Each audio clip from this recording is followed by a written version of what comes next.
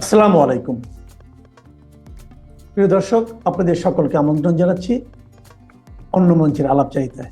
বিগত সরকারের শাসনামলে আমাদের সকল পর্যায়ের মানুষের মধ্যে একটা ধারণা ছিল, তারা সবকিছুকে দলীয়করণ করে ফেলেছিল। অর্থাৎ শিক্ষা প্রতিষ্ঠান, বিশ্ববিদ্যালয়, ব্যাংক, বীমা, অফিস, আদালত, মন্ত্রণালয়, সচিবালয়, অর্থাৎ রাষ্ট্রের প্রত্যেকটা সেক্টরে তারা দলীয়করণ করেছিল। সেখানে তাদের নিজেদের মতাদর্শের লোকদেরকে নিয়োগ দিয়েছিল, সেখানে তাদের নিজেদের লোকদেরকে সর্বোচ্চ সুযোগ সুবিধা দিয়েছে। এরকম একটা অভিযোগ দীর্ঘ সময় ধরে আমরা দেখে এসেছি সামাজিক যোগাযোগ মাধ্যমে, মেইন স্ট্রিম মিডিয়াগুলোতে বিভিন্ন জন করেছে। কথাটা কতটুকু সত্য? আমার মনে হয় সম্পূর্ণ সত্য না। হ্যাঁ, প্রত্যেকটা রাজনৈতিক দল ক্ষমতায় আসলে কিঞ্চিৎ দলীয়করণ হয়। যদি বিগত সরকার সম্পূর্ণরূপে প্রত্যেকটা সেক্টরে দলীয়করণ করে থাকে, সেক্ষেত্রে কিভাবে গোয়েন্দা সংস্থা ডিজিএফআই, এনএসআই, সেনাবাহিনী, পুলিশ এবং আরও সশস্ত্র বাহিনীর যতগুলা বিভাগ আছে সেই সব বিভাগে স্বাধীনতা বিরোধী চক্র কিভাবে এত তাদের যে উপস্থিতি জানান দিয়েছে 5 আগস্টের পর কিংবা 5 আগস্টের পূর্বে, সেটা তো হতো না। তার মানে আপনাদেরকে বুঝে নিতে হবে এই ব্যাপারটাও ছিল সম্পূর্ণরূপে একটা প্রপাগান্ডা, একটা মিথ্যাচার, একটা গুজব। যদি এমনটা হতো তবে ছাত্রলীগের অসংখ্য নেতাকর্মী চাকরির অভাবে দাঁড়ে দাঁড়ে ঘুরেছে, বিভিন্ন জায়গায় বিভিন্ন নেতাদের কাছে গিয়েছে, কিন্তু চাকরি পায়নি। সুতরাং আপনাদেরকে বুঝে নিতে হবে এই যে অভিযোগ করা হতো বিগত সরকারের শাসনামলে প্রত্যেকটা সেক্টরকে দলীয়করণ করা হয়েছে, সেটা সম্পূর্ণ মিথ্যা। এবং বিশ্ববিদ্যালয় ক্যাম্পাসগুলোতে যে ভিপি নিয়োগ, এই ভিপি নিয়োগের ব্যাপারটা নিয়েও একটা অপতথ্য ছড়িয়ে দেওয়া হয়েছে, এটাও সম্পূর্ণ ভুয়া। ঢাকা বিশ্ববিদ্যালয়ের ইতিপূর্বে যতগুলা ভিসি ছিলেন তারা কিন্তু কখনো ছাত্র দল কিংবা শিবিরের কাউকে বহিষ্কার করেন নাই, তাদের সনদ বাতিল করেন নাই, যেটা 5 আগস্টের পর জামাত করে দেখিয়েছে। এখন বিএনপি সেই ধারা অব্যাহত রেখেছে। 5 আগস্টের পর আমরা দেখেছি কিভাবে দলীয়করণ করতে হয়। ইউনূসের সহায়তায় জামাত বাংলাদেশের প্রত্যেকটা সেক্টরকে, স্পেশালি প্রাথমিক বিদ্যালয়ের যে ম্যানেজিং কমিটি, সেইখানকার যে সভাপতি, সেটাও জামাতের লোক নিয়োগ পেয়েছে। এমনকি মসজিদ কমিটির যে সভাপতি, সাধারণ সম্পাদক, কোষাধ্যক্ষ, এটাও জামাতের লোকজন নিয়োগ পেয়েছে। এটা সম্পূর্ণ হয়েছে ডক্টর ইউনূসের প্রশাসন, জামাতি প্রশাসন এবং জামাতের সর্বোচ্চ তৎপরতার কারণে। বাংলাদেশের প্রত্যেকটা থানার ওসি নিয়োগ হয়েছে জামাতের, SP, DC, IGP, DIG, additional IGP, সব সেক্টরগুলা জামাতের লোকজন দিয়ে ভরে গেছে, যেটা সেনাপ্রধান ওয়াকারকে দেখলে আপনারা বুঝতে পারেন। জামাত প্রত্যেকটা সেক্টরকে তারা দীর্ঘদিনের প্রচেষ্টায় দলীয়করণ করেছে। এখন সেই দলীয়করণ থেকে বের হয়ে বিএনপি সেই ধারা অব্যাহত রেখেছে, কিন্তু জামাতের লোকজনদেরকে সরিয়ে দিয়ে বিএনপি তাদের লোকজনদেরকে বিভিন্ন সেক্টরে বসানোর একটা আপ্রাণ চেষ্টা চালাচ্ছে এবং তারা বসাচ্ছে। বিএনপি এত বছর বলতো, মির্জা ফখরুল বলেছে, রেজভি বলেছে, অনেকেই বলেছে আওয়ামী লীগ সব সেক্টরকে দলীয়করণ করেছে, কিন্তু এখন বিএনপি কি করতেছে? প্রত্যেকটা বিশ্ববিদ্যালয়, স্কুল, কলেজ, মাদ্রাসা, মসজিদ, মন্দির, গির্জা, প্রত্যেকটা সেক্টরে নিজস্ব লোকজনদেরকে বসাচ্ছে। তাদের নিজস্ব লোকজনদেরকে বসানোর পর সেই সব লোকেরা আবার এমন এমন ধরনের বক্তব্য মার্কেটে ছড়িয়ে দিচ্ছে যেগুলা হাসির খোরাক যোগাচ্ছে, যেগুলা দেখে বাংলাদেশের মানুষ নাক ছিটকাচ্ছে এবং বলতেছে বিএনপি কখনোই শুধরানোর মতো দল না। বিএনপি ইতিহাসে বারবার মিথ্যাচার করেছে, এখনো করে যাচ্ছে, ভবিষ্যতেও করবে। এরা এখান থেকে কখনোই বের হতে পারবে না। আপনারা ইতিমধ্যে জানেন বিএনপি বিভিন্ন সিটি কর্পোরেশনে তাদের নিজস্ব দলীয় লোকদেরকে প্রশাসক হিসেবে নিয়োগ দিয়েছে। তার ওই ধারাবাহিকতায় ঢাকা মহানগর দক্ষিণ সিটি কর্পোরেশনের যে প্রশাসক আব্দুস সালাম আজ একটা বক্তব্য দিয়েছে। অনেক লম্বা কথা, আমি সব কথাই বলবো না, তার কয়েকটা বিষয় আমি তুলে ধরার চেষ্টা করি। সে প্রথমে বলেছে আওয়ামী লীগ এবং জামাত মুক্তিযুদ্ধ চায়নি। এটা আংশিক সত্য, জামাত মুক্তিযুদ্ধ চায়নি, কারণ জামাত মুক্তিযুদ্ধের বিরোধী শক্তি ছিল, তারা আলবদর আল শামস ছিল, তারা রাজাকার ছিল। এরপর বলেছে আওয়ামী লীগ মুক্তিযুদ্ধ চায়নি। আব্দুস সালাম সাহেব, আওয়ামী লীগ যদি মুক্তিযুদ্ধ না চেত তবে মুক্তিযুদ্ধ কার নামে হয়েছে? মুক্তিযুদ্ধ কার স্লোগান দিয়ে হয়েছে? কি স্লোগান দিয়ে হয়েছে? কাদের নেতৃত্বে হয়েছে? মুক্তিযুদ্ধে সর্বোচ্চ নেতা কে ছিল? এগুলা কি আপনি কখনো ইতিহাসে পড়েছেন? আপনি কি আদৌ শিক্ষিত? আপনার কি আদৌ শিক্ষা আছে? যদি শিক্ষা থাকতো তবে কথা আপনি কিভাবে বলেন? তার মানে কি আমরা বুঝে নেব বিএনপির নেতৃত্বে মুক্তিযুদ্ধ হয়েছে? দেশ স্বাধীনের পর বঙ্গবন্ধু শেখ মুজিবুর রহমান তিনি বিএনপি ত্যাগ করেছেন। বিএনপি ত্যাগ করে পরবর্তীতে নতুন দল খুলেছেন, যে দলের নাম বাংলাদেশ আওয়ামী লীগ। মুদ্রা কথা, 1971-এর মহান মুক্তিযুদ্ধের সময় জাতির পিতা বঙ্গবন্ধু শেখ মুজিবুর রহমান বিএনপির নেতা ছিল। এমনটাই তো হয় আব্দুল সালামের কথায়, তাই না? কিন্তু অত্যন্ত দুঃখের বিষয়, এই প্রকৃত ইতিহাস আওয়ামী লীগ আমাদেরকে জানতে দেয়নি যে স্বাধীনতা যুদ্ধের সময় শেখ মুজিব বিএনপির নেতা ছিল, শেখ মুজিব বিএনপির চাওয়াতে অর্থাৎ জিয়াউর রহমানের চাওয়াতে স্বাধীনতার ডাক দিয়েছিল, স্বাধীনতার ঘোষণা দিয়েছিল, স্বাধীনতার ঘোষণাপত্র দিয়েছিল, এবং শেখ মুজিব স্বাধীনতা যুদ্ধের পর সেনা ছাউনি থেকে বাংলাদেশ আওয়ামী লীগের জন্ম দিয়েছে। এমনটাই তো। মিস্টার আব্দুস সালাম আরো মিথ্যাচার করেছে। সে বলেছে মুক্তিযুদ্ধের প্রকৃত বাস্তবতা, মুক্তিযুদ্ধের প্রকৃত যে চাওয়া পাওয়া কিংবা মুক্তিযুদ্ধের যে উদ্দেশ্য ছিল সেই উদ্দেশ্য বাস্তবায়ন করেছে বেগম জিয়াউর রহমান। কিভাবে? মুক্তিযুদ্ধ মন্ত্রণালয় প্রতিষ্ঠার মাধ্যমে। আপনারা কি জানেন মুক্তিযুদ্ধ মন্ত্রণালয়ের কার্যক্রম অর্থাৎ প্রতিষ্ঠার কার্যক্রম কবে থেকে শুরু হয়েছে? 96-এ যখন শেখ হাসিনা ক্ষমতায় আসেন তখন এই মুক্তিযুদ্ধ মন্ত্রণালয়ের ব্যাপারে সকল প্রস্তাব গৃহীত করা হয় এবং এই প্রস্তাবের পর সেই মন্ত্রণালয় প্রতিষ্ঠার কার্যক্রম চলমান থাকে। 2001 সালে যখন বিএনপি ক্ষমতায় আসে সেটা আনুষ্ঠানিক রূপ পায় এই মুক্তিযুদ্ধ মন্ত্রণালয়। এই আব্দুস সালাম আরো বলেছে বাংলাদেশে ইসলাম, বাংলাদেশে মুক্তিযুদ্ধের চেতনা সবকিছু বাস্তবায়ন করেছে বেগম জিয়ার নেতৃত্বাধীন বিএনপি সরকার। আচ্ছা, ইসলামের কথা তো বললেন, ইসলামিস্টদেরকে বিএনপি সুযোগ দিয়েছে, গোলাম আজম নিজামী মুজাহিদদের মতো ব্যক্তিদেরকে তারা সংসদে ঠাঁই দিয়েছে, জাতীয় পতাকা গাড়িতে তুলে দিয়েছে। কিন্তু আপনারা কি জানেন ইসলামিক ফাউন্ডেশন, বাংলাদেশের ইসলামিক ফাউন্ডেশনের প্রতিষ্ঠাতাকে 1975 সালে বঙ্গবন্ধু শেখ মুজিবুর রহমান ইসলাম প্রচারের জন্য, ইসলামের সঠিক শিক্ষা দেওয়ার জন্য ইসলামী ফাউন্ডেশনের প্রতিষ্ঠা করে গেছেন। তাহলে ইসলাম বিদ্বেষী কিভাবে শেখ মুজিব হলেন? ইসলাম বিদ্বেষী কিভাবে শেখ হাসিনা হলেন? এই যে মিথ্যাচার, ইতিহাস বিকৃতি এগুলা আর কতদিন করবেন? আপনাদের নেতা বলতেছে 234 বিলিয়ন মার্কিন ডলার বাংলাদেশ থেকে পাচার হয়েছে, যেখানে বাংলাদেশের অর্থনীতির সাইজ ছিল, রিজার্ভ ছিল 44 বিলিয়ন মার্কিন ডলার, যেখানে জিডিপি প্রবৃদ্ধি ছিল 400 বিলিয়ন মার্কিন ডলার। সেখানে কিভাবে 234 বিলিয়ন মার্কিন ডলার চুরি হয়? পকেটে আছে 60 টাকা, আপনি যদি বলেন 120 টাকা হারিয়ে গেছে কিংবা চুরি হয়েছে, এটা তো বাংলাদেশের মানুষ বিশ্বাস করবে না। আচ্ছা আব্দুস সালাম সাহেব, আপনারা বাংলাদেশের মানুষকে এত বলদ কিভাবে মনে করেন? আমরা তো এত ভুদাই না, আমরা তো বুঝি। এই সোশ্যাল মিডিয়ার যুগে, এই তথ্য প্রযুক্তির বিপ্লবের যুগে আপনারা যদি এইসব মিথ্যাচার করেন, বাংলাদেশের মানুষ তো আপনাদেরকে নিয়ে হাসে। সবশেষ একটা কথাই বলবো, যেই যাই লঙ্কায় সেই হয় রাবণ। দলীয়করণ আওয়ামী লীগ করেছে, তবে সেটা কিঞ্চিত, সেটা একটা সীমার মধ্যে ছিল। জামাত পরবর্তীতে 5 আগস্টের পর যেভাবে দলীয়করণ করেছে সেটা তো আমরা দেখেছি। এখন বিএনপি ক্ষমতায় আসার পর সর্বোচ্চ দলীয়করণ করতেছে, ভবিষ্যতেও করবে। এই যে ইতিহাস বিকৃতির সাম্রাজ্য প্রতিষ্ঠা করা, এটা জনাব তারেক রহমান করতেছেন।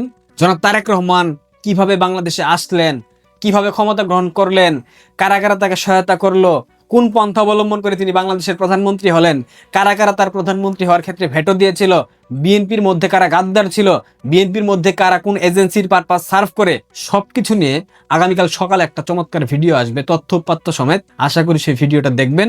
আজ সকালে যে ভিডিও দিয়েছি সেখানে আমি বলেছি আমি আর সরাসরি আওয়ামী লীগের পক্ষে সমালোচনা করব না কিংবা আলোচনা করব না। অনেকেই সেখানে কমেন্ট করেছেন, আমাকে সিদ্ধান্ত পরিবর্তন করতে বলেছেন। সিদ্ধান্ত পরিবর্তন আমি করব না, কিন্তু আলোচনা করব, তবে আলোচনার প্যাটার্ন চেঞ্জ হয়ে যাবে। ভালো থাকবেন। তাহলে এ সময়ে ভারত এই যে জ্বালানি নিরাপত্তা বাংলাদেশে রক্ষা করতে মানে বন্ধু সুলভ, প্রতিবেশী সুলভ আচরণ দেখিয়ে যে ডিজেল সরবরাহ অব্যাহত রেখেছে বাংলাদেশে বর্ধিত চাহিদার প্রেক্ষাপটে, সেটা রাখবে কিনা? বাংলাদেশ আমেরিকার কাছ থেকে, রাশিয়া থেকে এই সময়ে বাড়তি জ্বালানি কেনার সুযোগ পাবে কিনা, সেগুলো বাংলাদেশ পরিচালনার জন্য কিংবা তারেক রহমান আসলে শান্তিমতো দেশটা পরিচালনা করতে পারবেন কিনা, সেসব ক্ষেত্রেও অত্যন্ত গুরুতর একটা সিদ্ধান্ত গ্রহণকারী ফ্যাক্টর হয়ে উঠতে পারে। যুক্তরাষ্ট্রের দক্ষিণ ও মধ্য এশিয়া বিষয়ক সহকারী পররাষ্ট্রমন্ত্রী পল কাপুর ওয়াশিংটনে বাংলাদেশের স্বাধীনতা দিবসের অনুষ্ঠানে গিয়ে স্পষ্টতই এই বক্তৃতা দিয়ে এসেছেন যে এই মুহূর্তে বাংলাদেশের কোন দেশের সঙ্গে কি সম্পর্ক রাখবে সে বিষয়ে স্বাধীনতা উপভোগের কোনো সুযোগ নাই।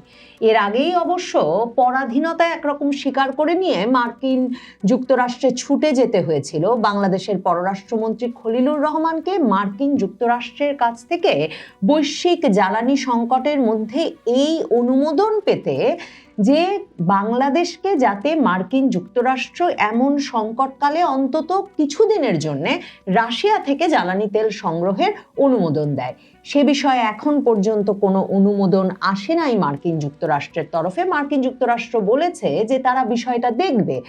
কারণ পল কাপুর স্বাধীনতা দিবসের অনুষ্ঠানে গিয়ে ওয়াশিংটনে বাংলাদেশ দূতাবাসে উপস্থিত হয়ে বলেছেন, যুক্তরাষ্ট্র বাংলাদেশ সম্পর্ক এখন আগের যে কোনো সময়ের চেয়ে গুরুত্বপূর্ণ। কথাটা খুবই সত্যি, বিশেষ করে সে সময়ে যখন অন্তর্বর্তীকালীন ইউনূস সরকার মার্কিন যুক্তরাষ্ট্রের সঙ্গে এমন একটা বাণিজ্য চুক্তি করেছেন যার ফলে বাংলাদেশের কৃষি পণ্য থেকে শুরু করে বিমান, যুদ্ধ বিমান, যুদ্ধ জাহাজ কিছুই আর মার্কিন যুক্তরাষ্ট্রের অনুমোদন ছাড়া ক্রয় কিংবা বিক্রয়ের কোনো উপায় নাই। মানে ওই যে বললাম, কার সঙ্গে কেমন সম্পর্ক হবে সেটা নির্ধারণের কোনো সুযোগ নাই। এবং মার্কিন যুক্তরাষ্ট্র যে ইউনূস সরকারের আমলে এমন আষ্টে পৃষ্ঠে বাণিজ্য চুক্তিতে পাল্টা শুল্ক আরোপ করে বাংলাদেশকে এমনভাবে বেঁধে ফেলতে পারলো, তার একটা বড় কারণ বাংলাদেশকে তারা চিহ্নিত করেছে সেই ঝুঁকিপূর্ণ দেশ হিসেবে, যেই ঝুঁকিপূর্ণ দেশটি বাংলাদেশ অত্যন্ত বেশি সম্পর্ক স্থাপন করছে, মাখামাখি করছে, ঘনিষ্ঠতা বাড়াচ্ছে মার্কিন যুক্তরাষ্ট্রের এক রকমের বলা যেতে পারে শত্রু ভাবাপন্ন দেশ চীনের সঙ্গে। কাজেই পল কাপুর স্বাধীনতা দিবসের অনুষ্ঠানে গিয়ে ওয়াশিংটনে পরিষ্কার বলেছেন, বাংলাদেশ যে কোনো সময়ের চেয়ে সবচেয়ে গুরুত্বপূর্ণ। একেবারে কৃষিপণ্য, জ্বালানি থেকে শুরু করে শিল্প, নিরাপত্তা, সুশাসন সব বিষয়ে সবচেয়ে গুরুত্বপূর্ণ বাংলাদেশ এবং মার্কিন যুক্তরাষ্ট্রের সঙ্গে সম্পর্ক। অন্য যে কোনো সময়ের চেয়ে খুব স্বাভাবিক। বাংলাদেশ একেবারে চারপাশ থেকে ধরা পড়েছে মার্কিন যুক্তরাষ্ট্রের জালে। এবং পল কাপুর আবারও তারেক রহমান সরকারকে, বাংলাদেশের নবনির্বাচিত সরকারকে সুস্পষ্ট বার্তা দিয়েছেন যে তারা স্পষ্ট করে কোনো দেশের নাম বলে দিতে চান না বটে, কিন্তু একটা দেশের সঙ্গে তাদের ভূরাজনৈতিক প্রতিযোগিতা আছে সেদিকে ইঙ্গিত করে পল কাপুর বলেছেন, আমরা নির্দিষ্ট কোনো কিছু বেছে নিতে বাংলাদেশকে চাপ দিই না বটে, কিন্তু আমরা বাংলাদেশকে উন্নত প্রযুক্তির প্রস্তাব দিই যা বাংলাদেশ স্বাধীনভাবে ব্যবহার করতে পারে এবং নিজের সার্বভৌমত্ব অক্ষুণ্ণ রাখতে পারে। মানে একে আপনি মৃদু ধমক বলবেন না কড়া ধমক বলবেন, মানে পরিষ্কার বুঝিয়েছে যে বাংলাদেশ যদি মার্কিন যুক্তরাষ্ট্রের থেকে কেনাকাটা না করে চীন সহ মার্কিন যুক্তরাষ্ট্রের অপছন্দের দেশগুলো থেকে কেনাকাটা করে, তাহলে বাংলাদেশের পক্ষে স্বাধীনতা, সার্বভৌমত্ব টিকিয়ে রাখা যে মুশকিল হবে সেটুকুই স্মরণ করিয়ে দিতে চান আমেরিকার এই একজন উচ্চপদস্থ পররাষ্ট্র মন্ত্রণালয়ের কর্মকর্তা। তবে কিছু বেছে নিতে চাপ দিচ্ছেন না, একে চাপ হিসেবে দেখা ঠিক হবে না, এটা এক রকমের সুপরামর্শ বাংলাদেশের প্রতি। বাংলাদেশ যে কতটা গুরুত্বপূর্ণ হয়ে উঠেছে মার্কিন যুক্তরাষ্ট্রের জন্য তার একটা নজির কিন্তু এই যে দক্ষিণ ও মধ্য এশিয়া বিষয়ক সহকারী পররাষ্ট্রমন্ত্রী পল কাপুর ওয়াশিংটনে বাংলাদেশ দূতাবাসে বাংলাদেশের স্বাধীনতা দিবসের অনুষ্ঠানে গিয়ে উপস্থিত হয়েছেন। বিরাট বাণিজ্যিক সম্ভাবনা বাংলাদেশের মাধ্যমে দেখা দিয়েছে, বাংলাদেশকে যখন বাণিজ্য চুক্তির মাধ্যমে আষ্টে পৃষ্ঠে বেঁধে ফেলা গেছে। কিন্তু পল কাপুররা আসলে কি চান? পল কাপুররা চান সরাসরি নবনির্বাচিত সরকার দেখাবেন যে তারা চীনের সঙ্গে দূরত্ব প্রতিষ্ঠা করেছেন। কারণ বাংলাদেশে যিনি নতুন মার্কিন রাষ্ট্রদূত এসেছেন নির্বাচনের আগে আগে, ব্রেন্ট ক্রিস্টেনসেন, তাকে যখন ট্রাম্প প্রশাসন গত বছর নির্বাচিত করেছিলেন বাংলাদেশে নিযুক্ত করবার জন্য, তখনই তিনি কংগ্রেসের সামনে তার যে শুনানি, সেখানে ব্রেন্ট ক্রিস্টেনসেন স্পষ্ট করে বলে এসেছিলেন কংগ্রেস সদস্যদের প্রশ্নের জবাবে যে তার একটা গুরুত্বপূর্ণ কাজ হবে, বাংলাদেশে তার অ্যাসাইনমেন্টের সবচেয়ে গুরুত্বপূর্ণ কাজ হবে চীন, কমিউনিস্ট চীনের সঙ্গে বাংলাদেশের অতিরিক্ত ঘনিষ্ঠতার ঝুঁকি বাংলাদেশকে বোঝানো। বিশেষভাবে সামরিক এবং নিরাপত্তা ক্ষেত্রে বাংলাদেশ যে চীনের সঙ্গে অতিরিক্ত ঘনিষ্ঠতা তৈরি করেছে অন্তর্বর্তীকালীন ইউনূস সরকারের আমলে, সেটা নিয়েই কংগ্রেস সদস্যদের মূল উদ্বেগ ছিল। এবং সেই প্রশ্নের জবাবে ব্রেন্ট ক্রিস্টেনসেন এই প্রতিশ্রুতি দিয়ে নির্বাচিত হয়ে কিন্তু বাংলাদেশে মার্কিন রাষ্ট্রদূতের দায়িত্ব পালন করতে এসেছেন।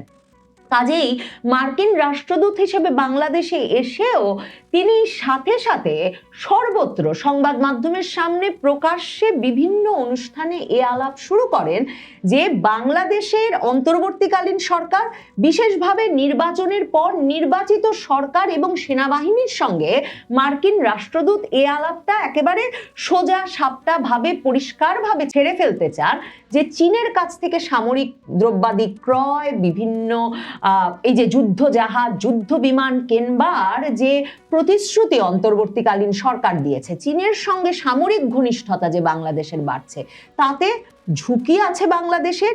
এটাকে ঝুঁকিপূর্ণ একটা পদক্ষেপ বলে মার্কিন যুক্তরাষ্ট্র মনে করে এবং সেনাবাহিনী এবং নির্বাচিত সরকারকে এই বিষয়গুলো বোঝাতেই ব্রেন ক্রিস্টেনসেন মূলত বাংলাদেশে দায়িত্ব পালন করবেন।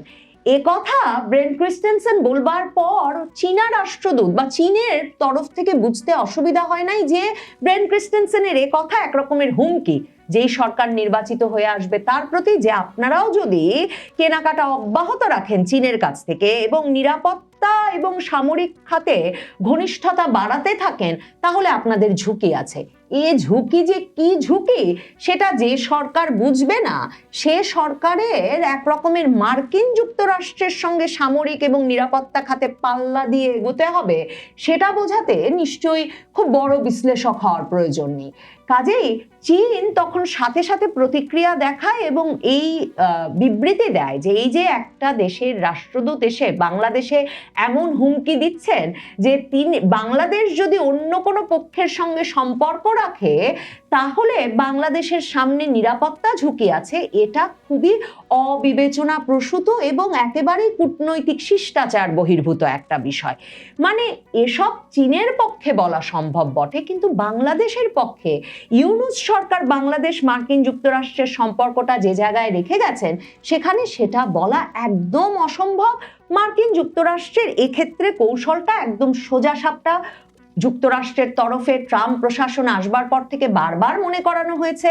পল কাপুর মার্চে বাংলাদেশ সফরে যখন এলেন দিল্লি ঘুরে, তখন এসে এটা মনে করিয়ে দিয়েছেন যে এই অঞ্চলে তারা মনে করেন ইন্দো প্রশান্ত মহাসাগরীয় অঞ্চলে নিরাপত্তার ক্ষেত্রে তাদের সবচেয়ে গুরুত্বপূর্ণ কৌশলগত সহযোগী হচ্ছে ভারত, এবং তারা মনে করে যে ভারত একটা স্ট্রং, ইন্ডিপেন্ডেন্ট, স্বাধীন এবং শক্তিশালী, সামরিক শক্তিতে বলবান, বলিয়ান, শক্তিশালী ভারত এই অঞ্চলে চীনের যে একাধিপত্য সেটা ঠেকাতে সবচেয়ে কার্যকর ভূমিকা রাখতে পারে। কাজেই তারা মনে করে ইন্দো প্রশান্ত মহাসাগরীয় অঞ্চলে বাংলাদেশ সহ তাদের যত কৌশলগত সহযোগীরা আছে তাদের একটা গুরুত্বপূর্ণ দায়িত্ব ভারতের সঙ্গে সুসম্পর্ক রাখা এবং ভারতের পরামর্শ মোতাবেক এই অঞ্চলের নিরাপত্তা কৌশল সাজানো।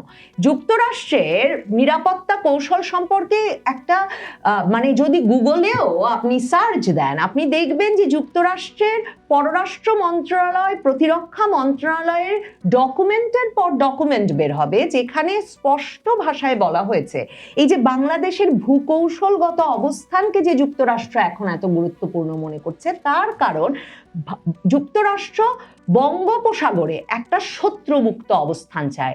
একে কোনোভাবেই তারা চীনের কোনো অবস্থান চায় না, চীনের কোনো শক্তিশালী অবস্থান চায় না, এবং তারা চায় বরং তাদেরকে এমন একটা অবাধ প্রবেশাধিকার দেওয়া হোক যার ফলে তারা সেখানে নজরদারির ব্যবস্থা করতে পারে, কিংবা শেখ হাসিনা বারবার যেটা বলতেন যে সামরিক ঘাঁটি তৈরি করতে পারে বঙ্গোপসাগরের ওপরে।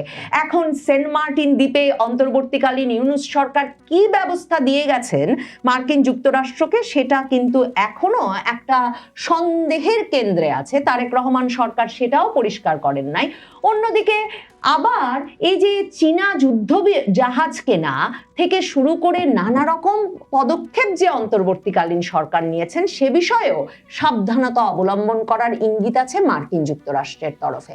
এখন যখন বাংলাদেশ মার্কিন যুক্তরাষ্ট্রের তরফে একটা জ্বালানি ছাড় চাইছে যে এই সংকটজনক পরিস্থিতিতে যাতে কিছুদিন রাশিয়া থেকে জ্বালানি কিনতে পারে, যখন যুক্তরাষ্ট্র ভারতকে কিন্তু এই ছাড় দিয়ে রেখেছে যে ভারত কিন্তু রাশিয়া থেকে জ্বালানি কিনে যাচ্ছে, তখন বাংলাদেশের জন্য যুক্তরাষ্ট্রের এই ইঙ্গিত, পল কাপুর এই অঞ্চলের জন্য আমেরিকার সর্বোচ্চ যেই কর্মকর্তা, তার যে ইঙ্গিত ওয়াশিংটনে দূতাবাসে গিয়ে যে চীনের সঙ্গে সম্পর্ক ত্যাগ করুন, চীনের সঙ্গে সম্পর্কের নিরাপত্তা ঝুঁকির কথা স্মরণ করুন, এগুলো ইঙ্গিত সরাসরি গ্রহণ করে তারেক রহমান যদি চীনের সঙ্গে দূরত্ব স্থাপন করে এ অঞ্চলে ভারতের সঙ্গে তার ঘনিষ্ঠতা না বাড়ান, মানে এ বিষয়ে ইঙ্গিত স্পষ্ট না করেন, যুক্তরাষ্ট্রকে আরো ঘনিষ্ঠ হওয়ার তার সঙ্গে সুযোগ না দেন, তাহলে এ সময়ে ভারত এই যে জ্বালানি নিরাপত্তা বাংলাদেশে রক্ষা করতে, মানে বন্ধু সুলভ প্রতিবেশী সুলভ আচরণ দেখিয়ে যে ডিজেল সরবরাহ অব্যাহত রেখেছে বাংলাদেশে বর্ধিত চাহিদার প্রেক্ষাপটে, সেটা রাখবে কিনা, বাংলাদেশ আমেরিকার কাছ থেকে, রাশিয়া থেকে এই সময়ে বাড়তি জ্বালানি কেনার সুযোগ পাবে কিনা, সেগুলো বাংলাদেশ পরিচালনার জন্য, কিংবা তারেক রহমান আসলে শান্তিমতো দেশটা পরিচালনা করতে পারবেন কিনা, সেসব ক্ষেত্রেও অত্যন্ত গুরুতর একটা সিদ্ধান্ত গ্রহণকারী ফ্যাক্টর হয়ে উঠতে পারে। কাজেই তারেক রহমান জানেন, পল কাপুর ওয়াশিংটনের দূতাবাস বয়ে গিয়ে যে বার্তা, যে ধমক দিয়ে এসেছেন সরকারকে উদ্দেশ্য করে, সেই বার্তা ধমকের প্রেক্ষিতে পদক্ষেপ না গ্রহণের হয়তো তার কোনো উপায় নাই। খলিলুর রহমান যেমন মার্কিন যুক্তরাষ্ট্রে ছুটে গিয়েছেন জ্বালানি সংকটের সমাধান করতে, ঠিক তেমনি খলিলুর রহমান 7ই এপ্রিল ভারতেও যাচ্ছেন। কাজেই ভারতের তরফেও জাতীয় নিরাপত্তা উপদেষ্টা অজিত দোভালের তরফে বিশেষভাবে নিশ্চিতভাবেই এই ইঙ্গিত স্পষ্টভাবে আসবে যে ইন্দো প্রশান্ত মহাসাগরীয় অঞ্চলে বাংলাদেশকে বন্ধু চিহ্নিত করতে হবে। এদিক ওদিক করে চীন ভারত দুদিককে নিয়ে খেলেই ট্রাম্প প্রশাসনের মতো কট্টর প্রশাসনকে সামাল দেওয়া, বিশেষভাবে ওই বাণিজ্য চুক্তিটা করে ফেলার পর যুক্তরাষ্ট্রের সঙ্গে নতুন সরকারের পক্ষে সম্ভব হবে বলে আপাতত মনে হচ্ছে না, বিশেষভাবে যখন ট্রাম্প উন্মত্তভাবে ইরান যুদ্ধ বাড়িয়েই চলেছেন এবং জ্বালানি সংকট কোথায় গিয়ে ঠেকবে তা এই মুহূর্তে কিছুতেই বলা যাচ্ছে না।